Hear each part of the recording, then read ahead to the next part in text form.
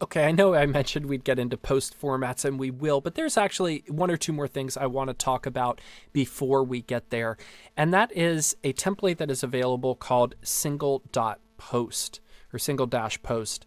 And what this does is it's the same thing as single, but single dash post is only for single posts. And you may be wondering, well, what other kind of single posts do we have? And the answer is this: when we get into custom post types, and we'll do that at the end, you could also have single dash portfolio, and that will display and work for a single portfolio page. Now, if you don't have that, then it'll fall back to single. So look at what happens here, though. If you don't have single post, it will fall back to single. And if you do have single dash portfolio, then it won't fall back to single. So in general, I think you could get away with using single dot PHP and not using single dash post.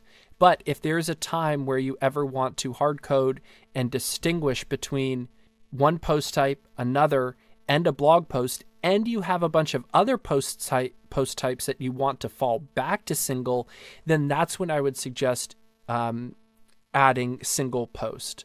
Again, so if you want to use single.php as a fallback for other custom post types, then use single post to specify that you would just use that file, that would just work with your posts.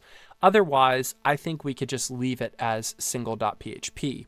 So for this reason, I'm not actually going to build out the single dash post.php, but I do want to mention it, and we'll come back to this discussion again when we come to single dash post type.